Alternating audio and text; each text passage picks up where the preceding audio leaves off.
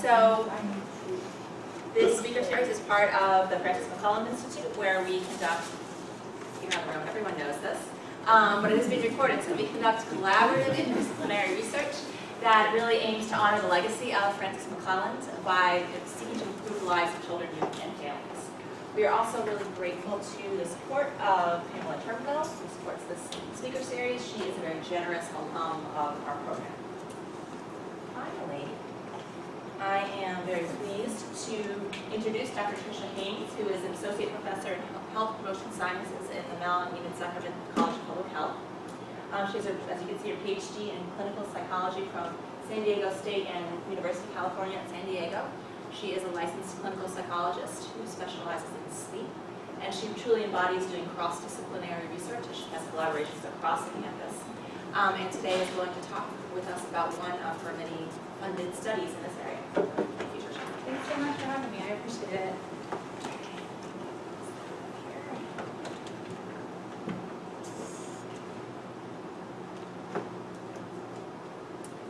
Okay, so today I'll be talking, I hope it's okay to stand, I'm a mover. Today I'm going to be talking about our ADAPT study, which stands for Assessing Daily Activity Patterns through Occupational Transitions.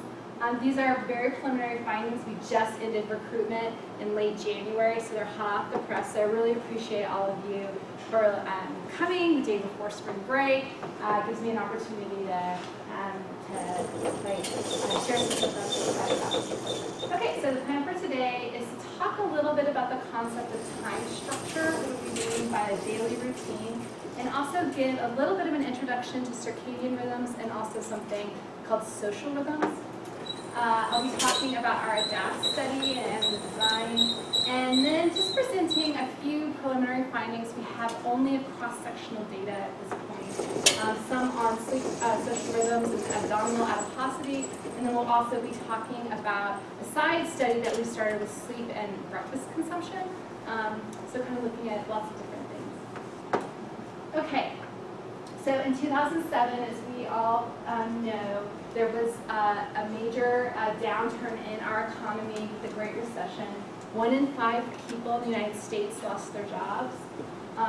8.7 million people lost their jobs in total. So it was a really hard-hitting recession. I think it technically lasted from 2007 to 2009, but we really didn't get, employment rate did not return to previous recession rates really until May of 2016. So it was very long and hard-hitting. And you might be like, wow, what does that have to do with health and human studies and family development? I suspect this crowd is not saying that. Right? But this doesn't. Who cares? Job loss. That's economics, right? But as a reminder, we're just now actually starting to look at the public health impacts of the Great Recession. And there are a number. So one is that we know that there were declines in fertility, and we think that that's strongly related to postponement of having children, and that's something we commonly see in recessions.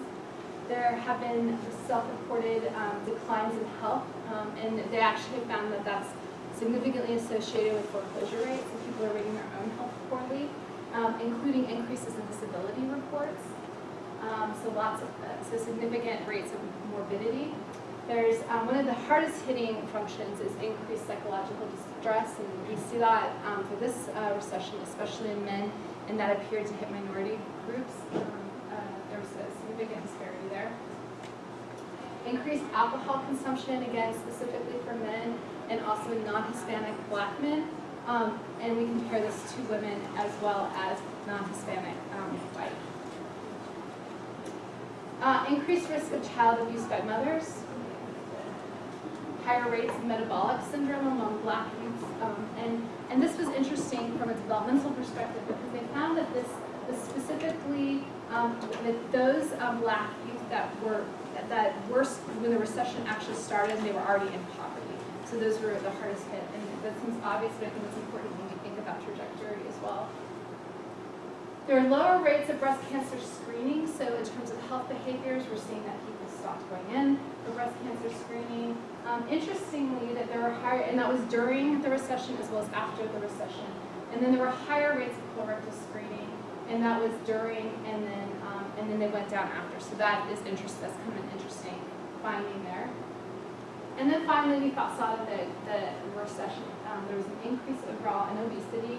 And I want to say that these findings are mixed because there obviously has already been a trend up for obesity. But we know that during the recession, people made fewer healthy choices about food. They had consumed more calories. We also saw declines in physical activity. And like I said, this was somewhat mixed because we didn't know how much of this was a trend before versus after. So obviously, recession had major health impacts that we're only now just starting to discover, right? So employment, super important. And when we think that somebody has lost their job, the first thing we think of, well, why? Why is health going down the tubes, right? So why? Let's just over here. What's the obvious reason? Stress, routine, and finances, right? Poverty, right? So we think, so that's kind of the assumption, is because people are in financial poverty, all of this is happening, we don't have the money to access health care, and that might relate to some of the screening. You know, people are finding cheaper food, they're food insecure, so cheaper, faster food.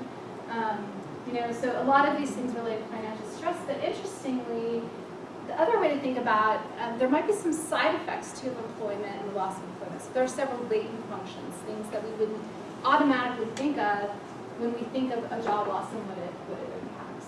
So employment has a number of latent functions, and if you think about your own job, like, yeah, financial security is what we always think of as one of the first reasons we need a job, but jobs do a lot of other things for us. Like, for instance, it allows us to share experiences with other people that we work with. So by shared experiences, it links an individual to goals and purposes that transcend, that transcend his or her own. So it helps us all work towards values or goals in the future as part of the team. Employment defines aspects of who we are as people and our personal status. It also enforces activity. We have to be there. For most people, I mean, academics are kind of lucky because people assume, right? But generally, we have to be there. We have to show up. So it enforces that we get out of bed, we go to that meeting, we leave home, we return work at home. So it enforces that we do something. And this is the final thing that I'm hoping to talk a little bit more about today, and the linkages between time structure and circadian rhythms is that it imposes a time structure to our day. So employment gives us a daily routine, and it's the major anchoring of our routine if you think about it, right? On Monday through Friday, we get to work at a certain time, we go to a certain time. Okay, so today we'll be talking a little bit about time structure. What exactly is time structure? Because it's actually not a term that's really picked up in the literature. But I will tell you how a whole body of literature has talked about time, and that is the circadian rhythm literature. Okay, so what is the circadian rhythm? Just as a brief review, because I know many of you probably already listened with it. So circadian rhythm is a biological rhythm. All right, now here I am talking about employment, which is more of a social rhythm, but circadian rhythm is a biological rhythm that occurs on a 24-hour pattern. And it's interesting that we have so many different circadian rhythms in our bodies. So you can see that we have a circadian rhythm for coordination. We have ones for blood pressure and body temperature, right? So for instance, where are we at in our circadian rhythm right now? It's 1:30. We're in something we call the post-lunch dip, right? Which is right when we're all ready for a nap. So our body temperature is going down. Even more kudos to coming today, right? So you have coffee and other things. This is a very typical part of our circadian rhythm.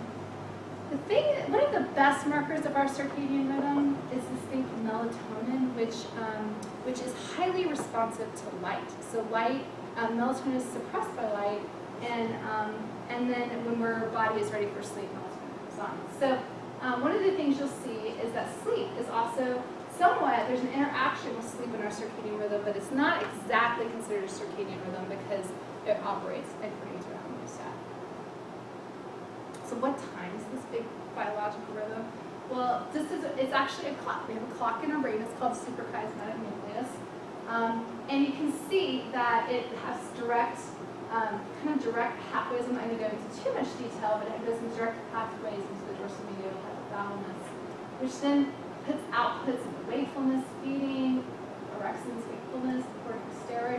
stress we're going to talk about, sleep, GABA, alertness, and thermoregulation, so you can see how it's sort of our master clock that has biological elements too. One of the things I'm going to be talking about is obesity, so just kind of pointing out too that there are other hormones that go and affect these afferents, these pathways that lead out. And I think that's important, especially when we talk about appetite suppressive hormones, but I'm just kind of setting a scene for later.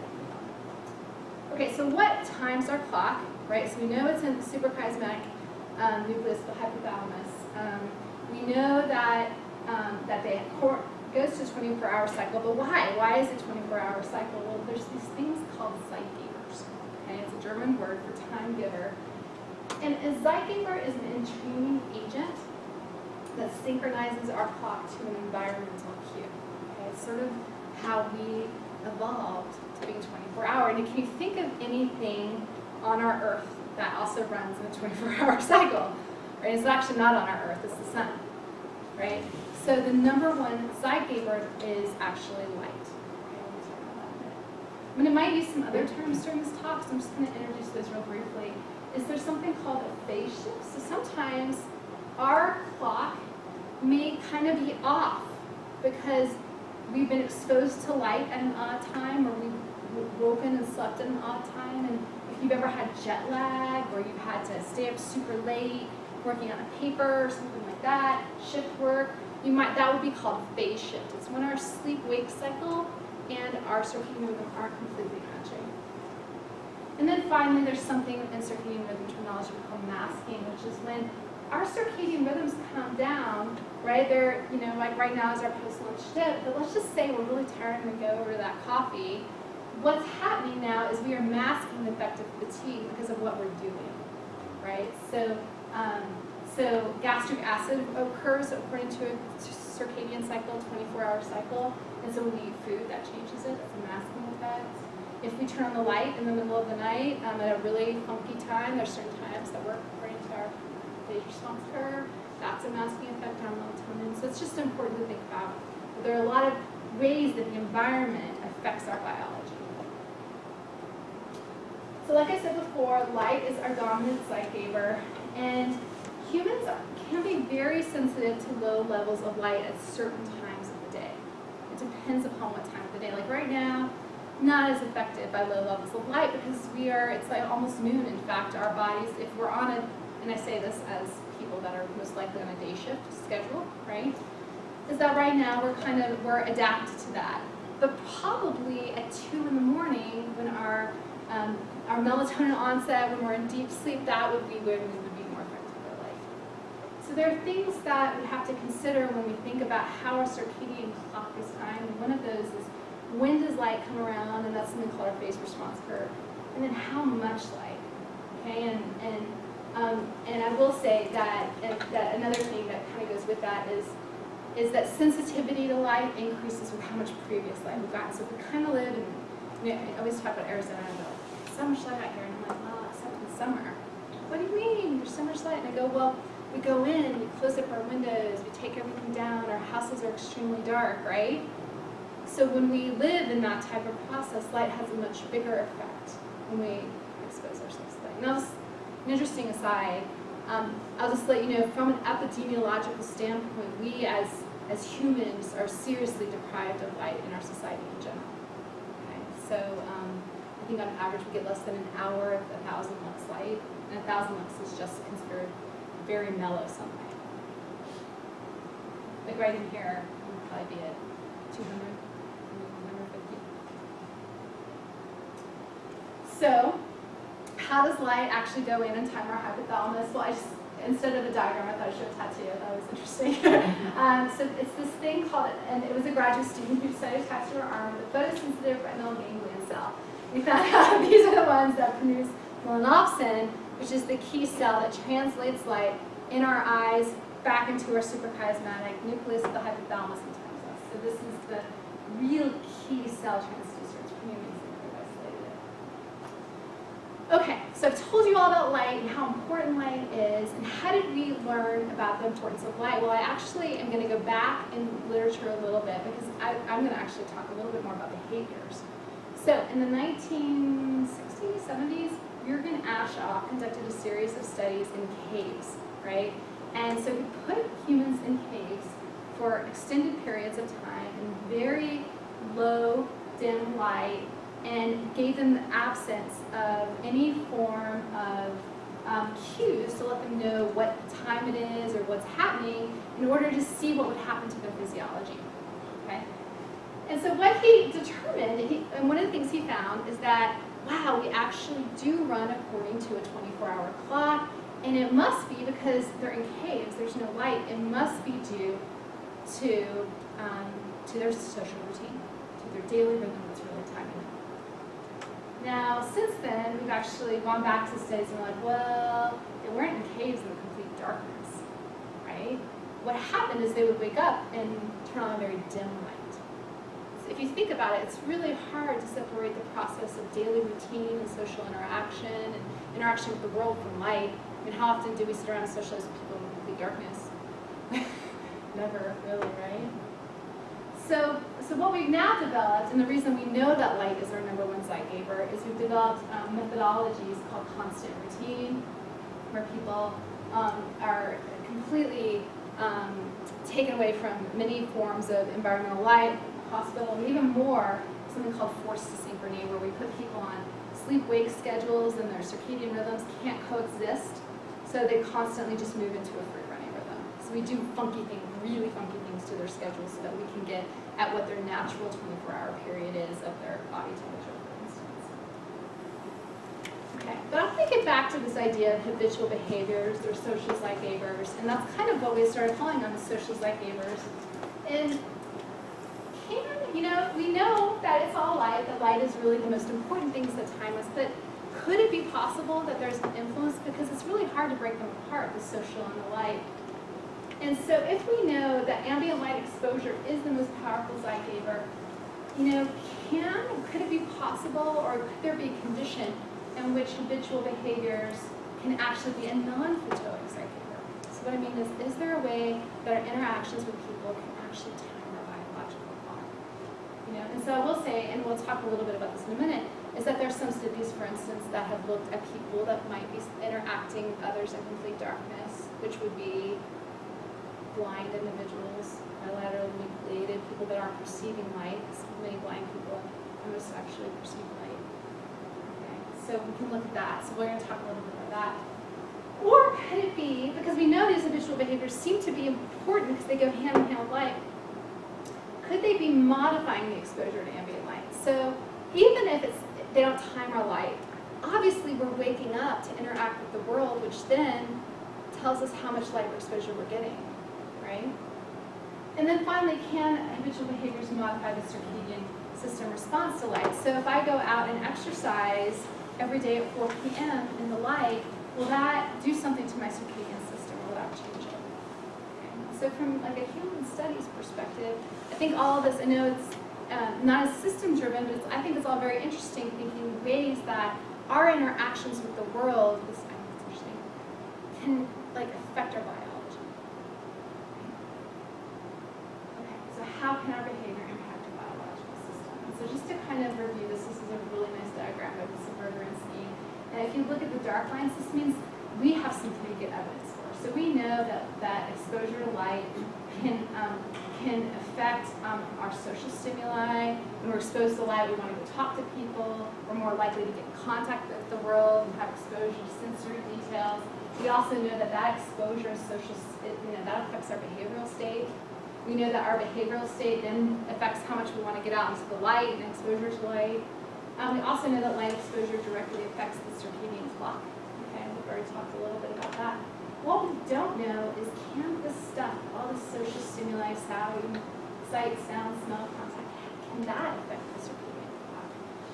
We also don't know if our memory of that can affect behavioral state and how that affects the circadian clock. So we have a lot of work to do in this area, and that's to a certain extent what we set out to do first. So let's just go into the idea of social zeitgebers. We've got to show the cute animal picture. So, is there such a thing as social zeitgebers? And the best way that we can really look at that in some ways is animal studies, where we can modify exposure to light. and do things like block-out studies with the suprachiasmatic nucleus, or go and find ways to alter it. And what we found is that in certain animals, in all these different types of rodents, we actually find synchronized free running. Free running means that people are not getting that input to light, whether it's some form of manipulation, or they're not getting it. But we find that they time to one another when they don't have a intact circadian clock. So that's a pretty thing saying, hey, there's insufficient social behavior going on. And we actually can see that with similar phase shifts with anything that's arousing in animals. So for instance, if there's a loud noise, or if there is a temperature, or some form of sensory burst. And what about in humans? Well, we can't go into block-out studies in humans. So really, there's no evidence that social cues affect our pacemaker or our circadian clock, because it's so hard to eliminate that compound of low light. But we have looked a little bit at bilaterally nucleated subjects, so individuals who don't have eyes, and we found that there's significant differences. In fact, one study showed that up to 30% of non-light perceiving actually do entrain to the regular light-dark cycle. And we think that could potentially be due to the fact, again, their daily routine and their social interactions. All right, so what are some good potential non-placebo excite-givers that have been studied out there in terms of behavioral, and I say, or important masking behaviors? Maybe we're just doing something that's affecting our ability to see light. The two that have been the most studied are food and exercise. So you kind of see where we're going with obesity, right?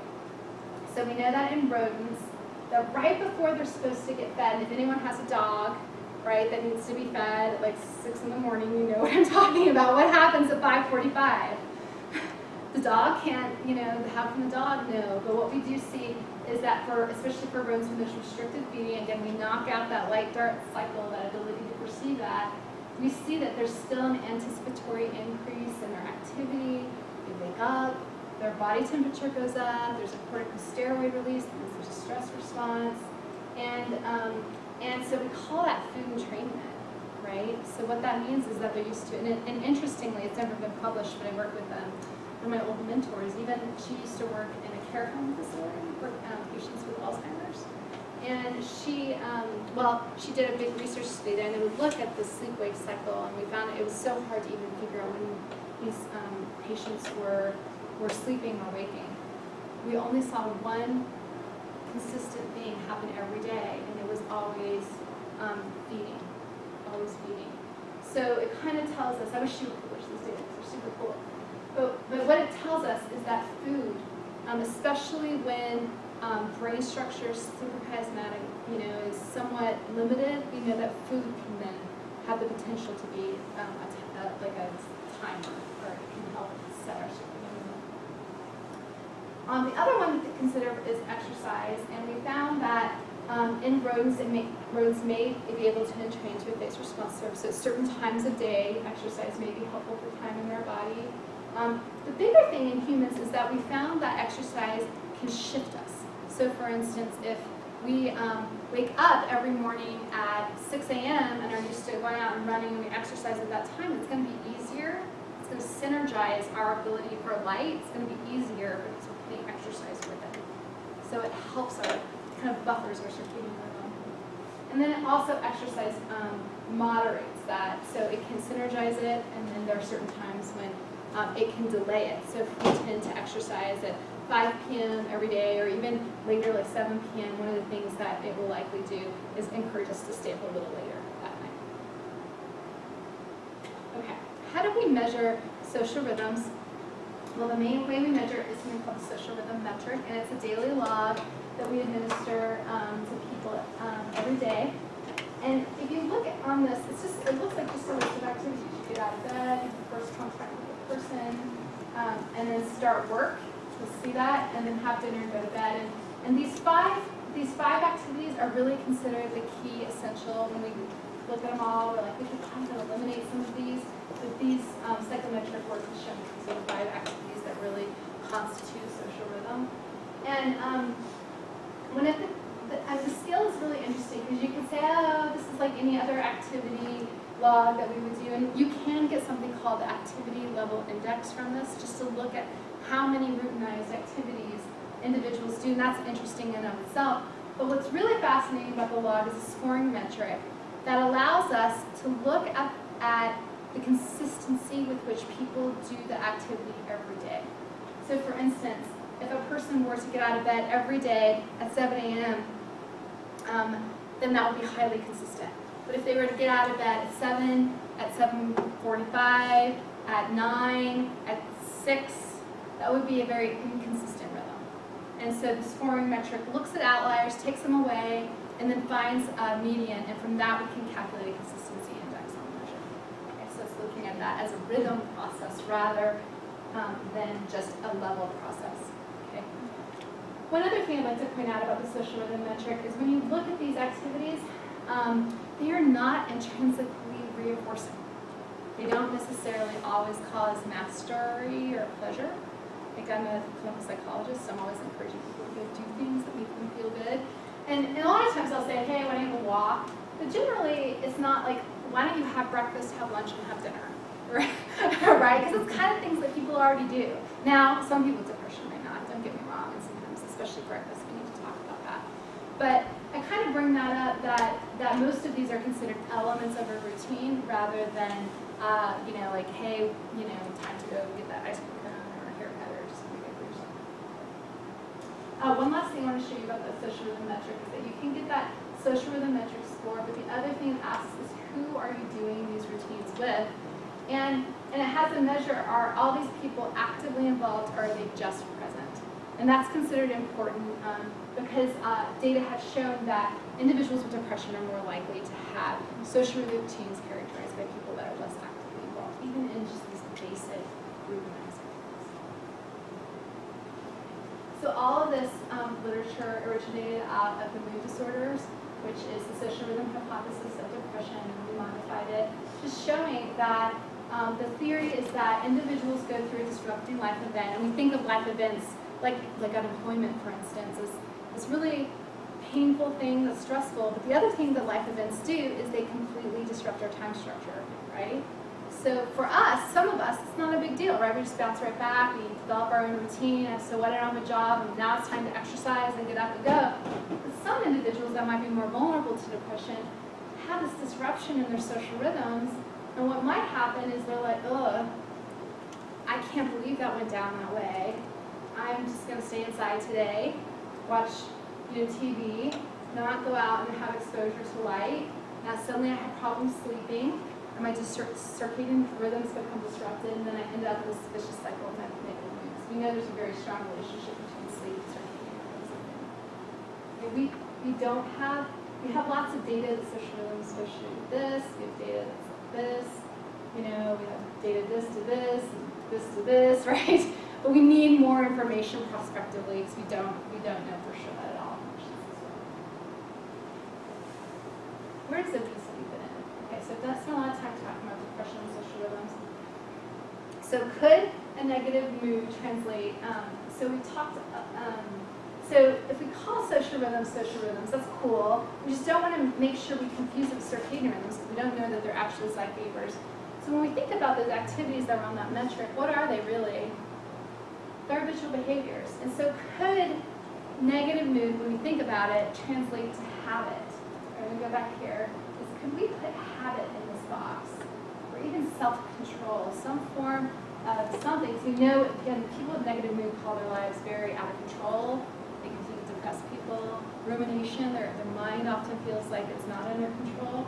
Could it be possible that loss of cognitive control could also correlate with behavioral control too? So in fact, one of the things we know about a symptom of depression is eating too much or not wanting to eat at all, right? So when we think about it in that way, could it be possible that we could also apply the same model to obesity, and specifically, so what data did we have that there could be circadian influences on obesity? Well, first of all, we know that exercise can shift circadian rhythms like we talked about. We also know that there's a significant effect in many studies looking at the timing of food and macronutrient intake. So we tend, people that are overweight tend to consume calories in the evening and less in breakfast. We knew, and specifically, oftentimes here we're looking at sugar and high fat. We know that there is sometimes a circadian misalignment associated with excessive caloric intake. So what that means is that their time of sleep and the time of circadian rhythms aren't working out well. We call that a short-day cycle. We know that waking schedule,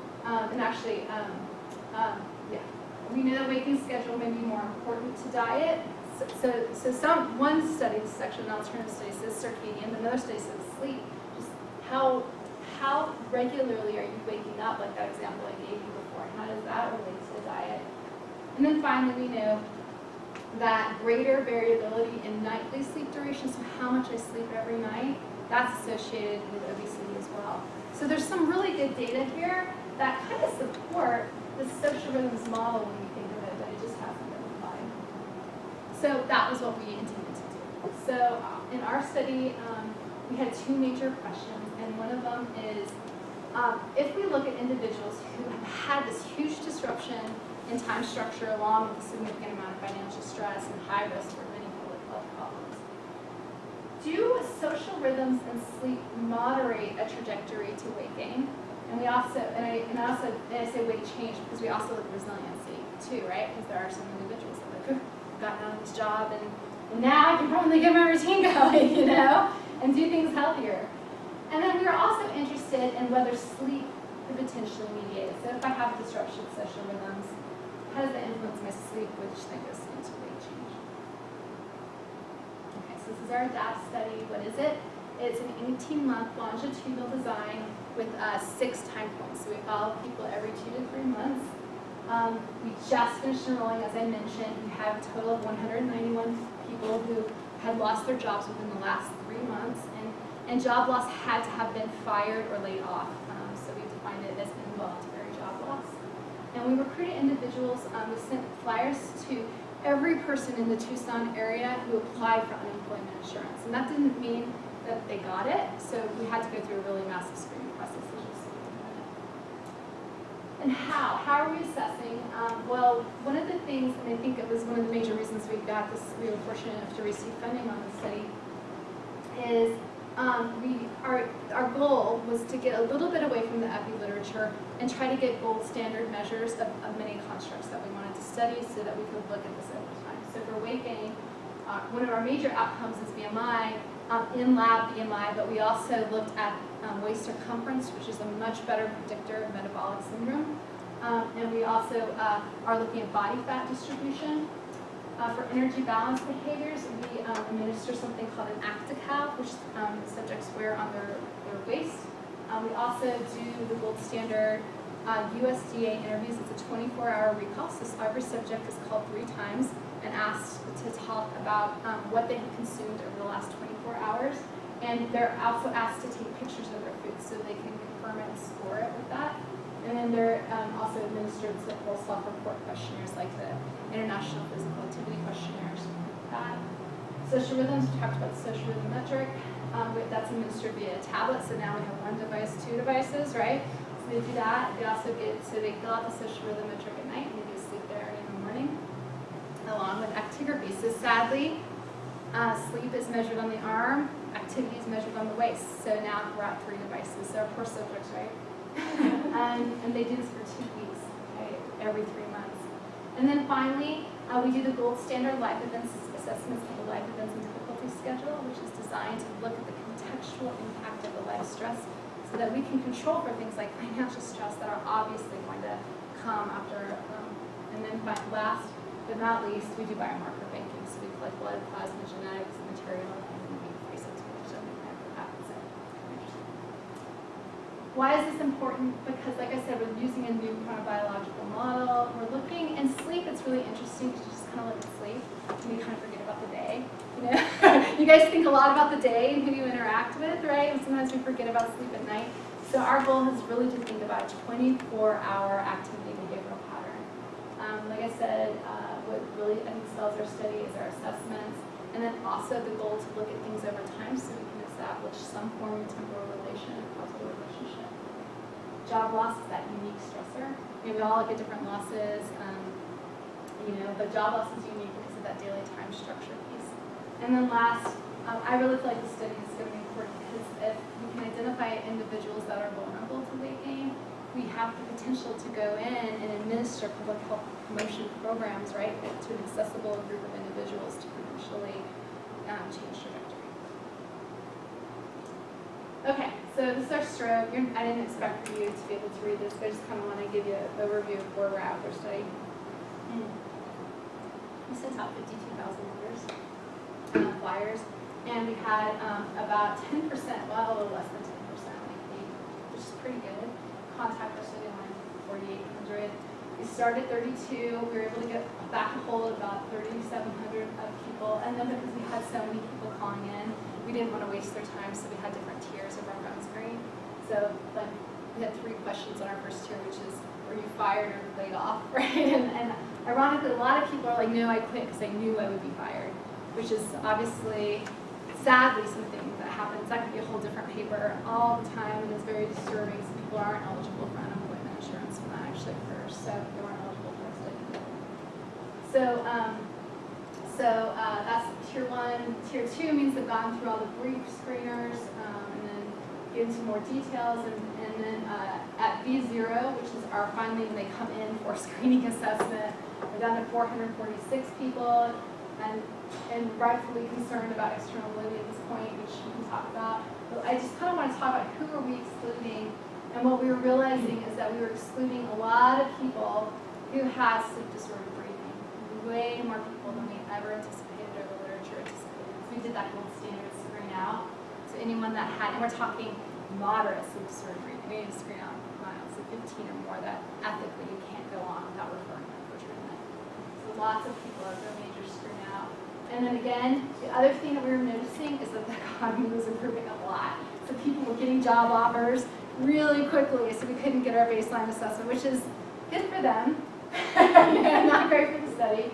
And then finally, after that, and we did go, the next 2 or 3 were substance abuse, again, sleep apnea, and then more than 90 days since job loss. And after that, we realized there was nothing we could really, it looks like a lot of exclusion, but there's nothing we can really change to get our biggest bang for our buck, right? There's just so many different small exclusions, like we had a homeless person calling us, and we had somebody who, because we really felt like temporary work, plans to retire beforehand, we really wanted people whose time structure was set and was completely disrupted.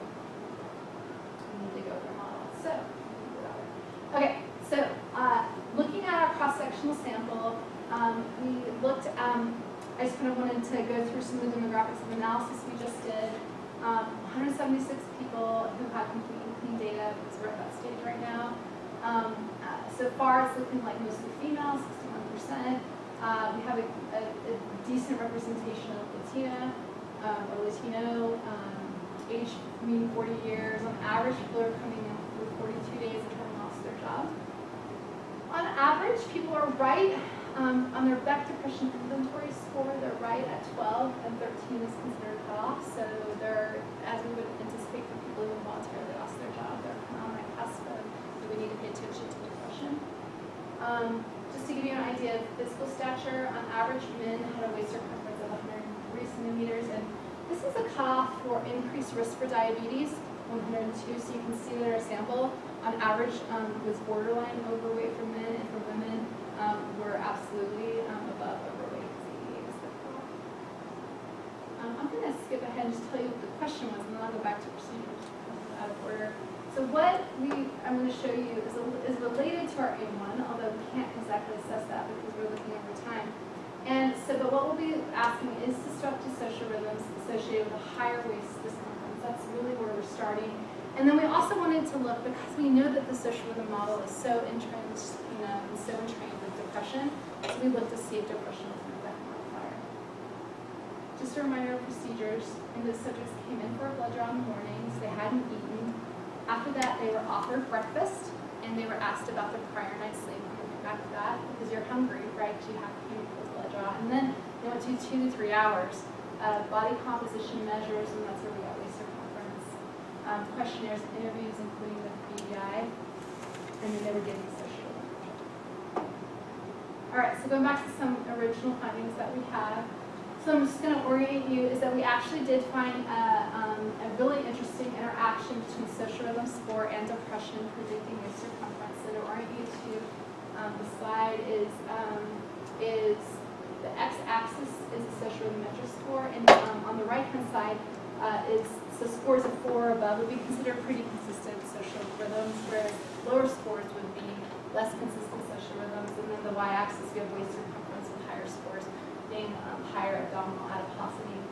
And so what you can see, and then if you look at purple, this would be considered people who have mild to severe depression, so we think about that 13 PI, and then individuals with the green line who are just normal individuals. And so if you look at the interaction, you can see individuals that are not depressed, and kind of like, it's always hard to graph interactions with continuous terms, but individuals that you can see that the relationship really exists for people who are not depressed, right? So higher social rhythms associated with lower waist circumference for non-depressed individuals, but for people who are depressed, we actually saw kind of no relationship there, which is interesting. And this was all controlling for age, gender, ethnicity, and baseless job loss. Interestingly, we found no interaction, and that was using the social rhythm score, which is the consistency score, when we looked at the activity level, just how many things are people doing. Well, again, no interaction effect, and again, higher activities over here, but you can see purple in general is to the left a little bit, and that kind of represents that individuals, there was a significant main effect for people that were depressed, and just having overall, first of all, people who are depressed had overall higher waist circumference, right? And then also they had lower activity level index scores. Not the most analysis we did, but no interaction. And we actually found no effect there either. Right, P is there, so there's no effect on activity level index and waist circumference. The same with others who are actively engaged in your routine. That seems to make no difference at all in terms of waist circumference. Interesting. So what does that mean? Well, it means that so why do I have a picture of waves up here? Because if you think about consistency, that kind of represents the fact that how the waves come, whereas activity level is more like the volume of the waves, right? So if you think about it, what it means is that the consistency of the rhythms seem to be more predictive of abdominal adiposity than the number of visual behaviors. It doesn't matter how big the waves are. Or even who the behaviors are conducted with, right? We just know that having it happen on a daily basis seems important and about the same time. And yeah, so that's the summary. And so why consistency and not frequency, right? And I'm not sure exactly, but I kind of started thinking about it, and I'm wondering if consistency can relate to the concept of self-control. So what is self-control? Self-control is defined as acting in a manner consistent with the global goods and values in the face of smaller potential rewards. Right? So you remember when I talked about with employment, right? We're all working towards a common cause, but sometimes short-term things kind of seem to be more rewarding. Like, hey, I do want to lose weight, but that bag of Doritos looks really good. Right? We've all been in that situation, right? So thinking about obesity, right? So self-control is an underlying mechanism of both dietary overconsumption. It's also a mechanism of depression, right? With depression, I just want to stay in bed, even though I know that if I went out, I'd feel better, right? So if we think about it, maybe depressed individuals have some form of biological vulnerability or blunted pattern in circadian rhythms with alternative obesity-related mechanisms at play. So maybe there's something going on there. And that kind of supported when we think about depression. People can overeat, but they also lose appetite too. So maybe there's some form of differential mechanism. That's one possibility. Another possibility is that depressed people, when I did a post hoc analysis, we found that there was a correlation between depression and activity levels. So what we found is that people with depression, their waves are really low. So maybe the consistency is an important factor of energy balance, but perhaps you have to, when is a wave, right? So perhaps you have to have a certain threshold to really have that type of pattern. Okay, so another interesting finding, hot, depressed, still kind of looking at it, which is the kind of relates to our A2. Again, we're not ready with the data yet. We just finished recruiting, lots of cleaning of this daily data going on. But what we were interested in is we kind of said, hey, people are coming in, they're hungry, they need to eat. Maybe we should see what food they're choosing after their blood draw, especially since we're getting this richness of data, right? So what we did when they came in is they'd come in, we had a standard procedure to take them to the cafeteria, we would introduce them to everything and say, help yourself. There was no financial restrictions whatsoever on what people could choose to eat for breakfast. And so then we sat, but we obviously asked them about their sleep beforehand. And this is their first visit, so they would have no idea that necessarily we're doing this or that sleep would be correlated later. So we also scored that breakfast afterwards. We actually demonstrated, we're like, hey, by the way, let's just demonstrate how to do this for the upcoming 2 weeks. And so there was an element of deception that we did fully disclose at the end of this. Okay. And why were we interested in looking at sleep and obesity? Well, as a reminder, sleep is a homeostatic process. And there's a lot of data supporting. I'm sure you all have heard about at this point, the short sleep and obesity has very strong relationships. But I will say that sometimes the findings are mixed, and it can be because most of the data that says when you don't sleep enough, you gain weight has to do with global interview questions. So they will say, how much do you sleep on average, right? It's like one question in an epidemiological survey, like in Haynes, where people have relied on cross-sectional data, like I'm presenting, or it's BMI only, and you guys can imagine what happens when you report your BMI, right? Actually, what's interesting is people don't lie about weight, but they lie about height. They're taller. And then interesting, okay. So, that's funny. All right, so we know that short sleep and obesity are related, and it's caused a lot of really interesting research on why. Like, why is there this here? This is a diagram, and that's some of the colleagues. And what they found, and what they propose is that there are endogenous mechanisms. So, for instance, and exogenous. So start on the side. So, for instance, maybe people who aren't, if you think about it, if you only sleep like 4 hours last night, you have a lot more time to eat during the day. So maybe that's the reason people are gaining weight. Or maybe people are just more fatigued. If you're 4 hours, you're not going to go out and exercise, right? Or maybe there's a thermoregulatory process that's disturbed, right? Because thermoregulation gets a little whacked out when we don't sleep. And maybe that's leading to this influence of this our energy expenditure balance. An alternative, endogenous, and we've got a lot of media attention on the fact that that we know that people with short sleep have problems with signaling in ghrelin and leptin, which are appetite suppression and satiety hormones. So we know that there are problems with that, as well as disturbances in glucose metabolism. That's the other possibility. Increased appeal of food stimuli. This is relatively new work. My animation's all over the place. What we found is that people are more interested in food due to upregulation of salience networks. So that dopamine reward pathway is highly, and that kind of goes with our self-control hypothesis a little bit. What have we found from sleep restriction studies? Well, findings are mixed from partial sleep. One meta-analysis suggested that sleep restriction does increase energy intake, so we tend to eat more or consume more calories. In fact, meta-analysis says up to 385 kilocalories a day with sleep restriction. So people are choosing foods that are high in fat, lower protein.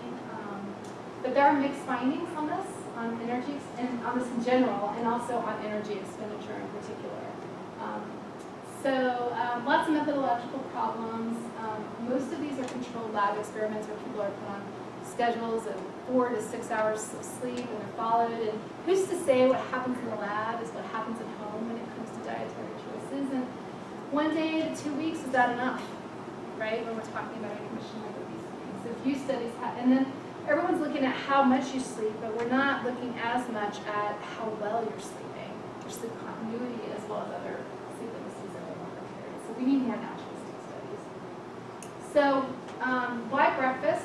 Breakfast consumption is a real important factor. In fact, lots of people skip breakfast. And if you do skip breakfast, one study shows that you have 1.5 times the higher odds of abdominal adiposity. It's also associated with consumption of fewer fruits and whole grains, less morning energy, higher Findings are mixed. There's some studies that are like, well, you skip breakfast, but we do see that people compensate a lot. They'll eat more later, especially earlier lunches that are bigger. And so they're like, maybe the resting metabolically doesn't matter. Okay, but I'll also say few studies have really, most of this is in the nutrition literature, and few studies have looked at sleep duration as a predictor of breakfast choices. So why not adapt? So we did a sub-sample of people with scored data. It's 97 breakfast eaters. And we have our sample. We just, the scoring process for the USDA nutrition variables is quite extensive. It takes a while, so we're still waiting on this data. And so far, looking at like a sub-sample, we have 58% female, very consistent with the larger study. You know, it's all looking about the same. You'll see body mass index, the majority of our sample is overweight to obese. Or at least the average is total sleep time. The night before they came in the study was 428 minutes, which is actually pretty good, and their wake time after sleep onset. So how disrupted their sleep was. They reported their prior sleep at home, and they had their self-selected breakfast at the hospital cafeteria. Okay, so what do we find? Nada. I got through all of that. Nothing. We found that there's no association, which is still interesting, between total sleep time and energy and total fat, protein, or carbs at the time of breakfast for the breakfast meal, and we control for BMI and gender. Okay, and nothing. But so I don't completely disappoint. And this is a variable, a macronutrient that people very rarely look at is water intake. Something we did find is that total sleep time was positively associated with more total grams of water at food and breakfast at breakfast characterized by high water weight. This was controlling for gender. And you say, that looks too good. Well, it's because we're controlling for gender, and there's a huge, there are huge differences in gender based upon that. So this is the adjustment. Right, so more sleep time, higher levels of water. That's funky. Why would that be, right? Well, interestingly, a whole different body of literature has found that short sleep is associated with inadequate hydration. And this is, if you think about the desert, right, this is really another interesting public health issue we face. We also know that drinking water, just the process of drinking water, increases our resting energy expenditure. It actually takes energy to digest water. It also reduces our appetite. A whole body of literature has shown that when we drink water in the morning, it reduces our appetite, right, at the rest of the day. So water is super important. The other thing is water is associated with transient increases in body weight.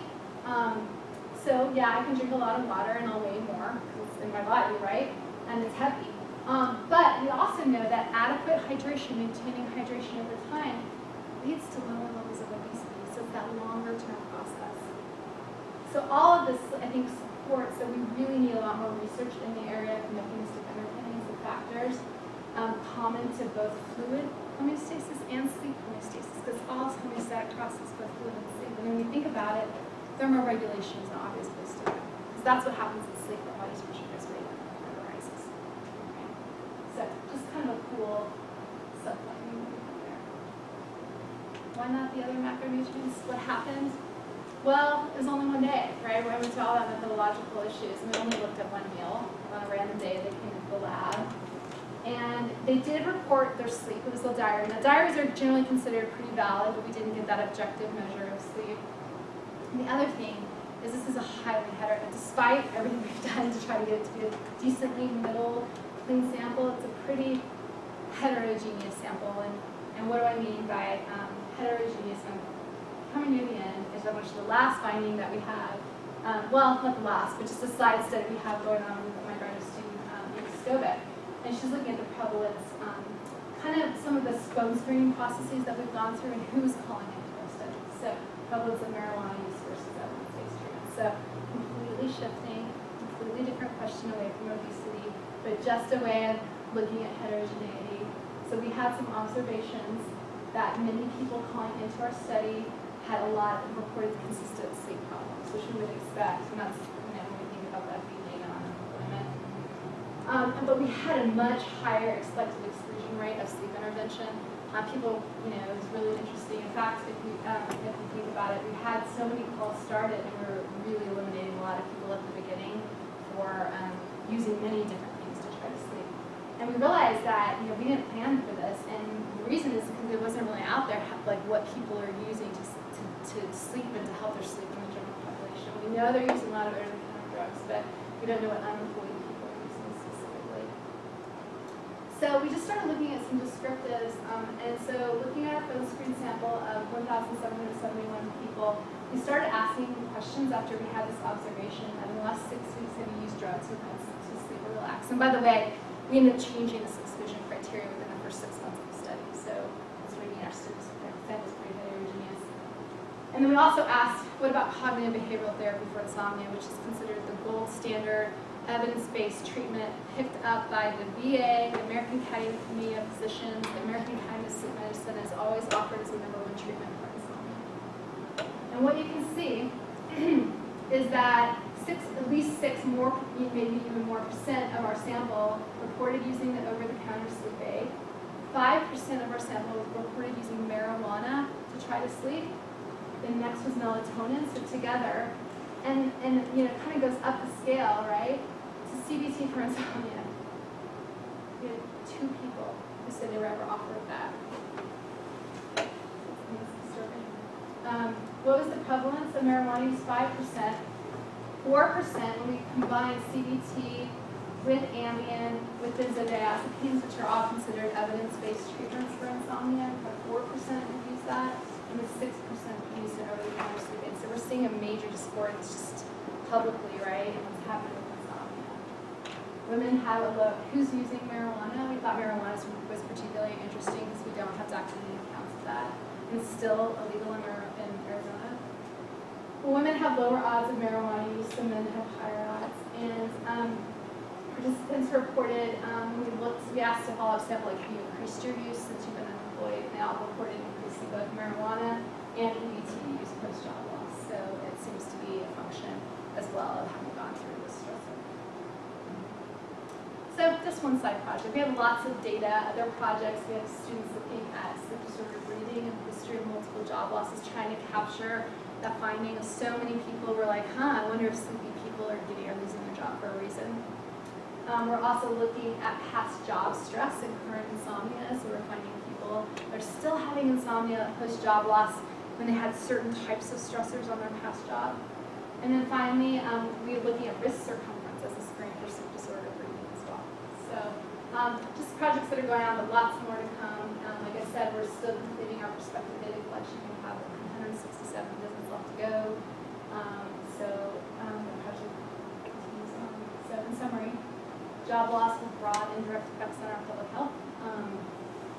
Lots of financial strain associated with job loss, but there are other latent functions associated with employment, including loss of time structure and inconsistent social rhythms, which we have seen, I think this is the first time it's documented that it increases adiposity, and especially in non-obese individuals. Something else is going on. Short sleep may reduce next day water intake, but we obviously need longer-term studies. Unemployed people seem to rely on non-EBTs for sleep problems, non-evidence-based therapies, including marijuana, and you think about access to health care if you're unemployed, that could be an obvious issue. And then finally, prospective data are forthcoming to look at all household issues. So take everything here in a cross-sectional nutshell. And then I just always like to acknowledge my awesome team and my great collaborators, including Emily Butler, who couldn't make it today, but she's a great person to reach out to if you're interested in working with these data, because she's me. She's